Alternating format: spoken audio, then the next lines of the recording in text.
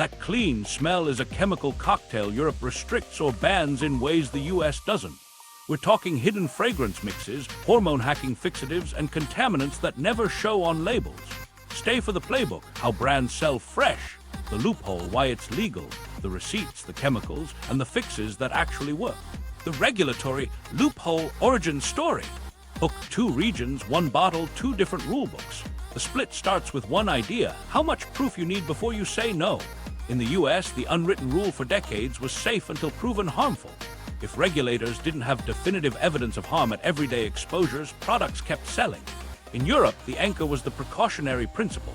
If a credible risk exists and safer options are available, limit or restrict first, argue later. Pattern break, same brand, different formula, because rules write recipes. That fork in philosophy shaped the air inside your home. To understand why your laundry aisle looks different than Berlin's, we need to go back to the 1970s. The US built consumer protection by committee. The EPA for environmental releases and certain antimicrobials, the FDA for personal care and some consumer exposures, and the Consumer Product Safety Commission for household product hazards. It meant responsibility was split and chemicals could slip through the seam. Household cleaners sat in this gray zone, sold as mixtures, not drugs, with ingredients shielded by trade secret protection. Pre-market testing was limited. Companies could police themselves and swap labels faster than science could catch up. Meanwhile, Europe centralized classes of concern. The EU detergents regulation set biodegradability benchmarks for surfactants. REACH flipped the burden, requiring data submission and allowing broad restrictions on families like certain phthalates and nonylphenol ethoxylates, APEs, phosphates in laundry and dishwasher detergents. Europe put in hard caps and then bans years ago to protect waterways from eutrophication. The US mostly let states and municipalities push that chain. Curiosity gap.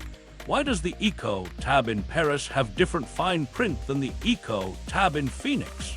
Because when Europe tightens, American companies reformulate there while keeping the older recipe here if it's still legal.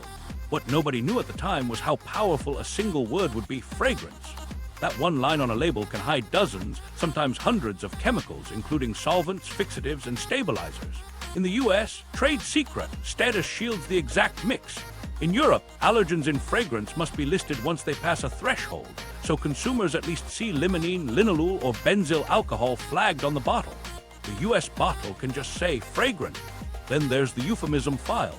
Inert ingredients, surfactant blend, stabilizers. They sound harmless. In reality, they're black boxes. When a detergent uses an ethoxylated surfactant like SLES, the manufacturing can generate 1,4-dioxane, a contaminant linked to cancer in animal studies and classified as reasonably anticipated to be a human carcinogen.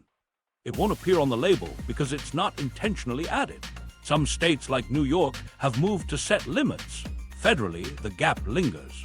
In Europe, tighter controls on process contaminants and ecolabel criteria push manufacturers to clean up or choose different chemistries.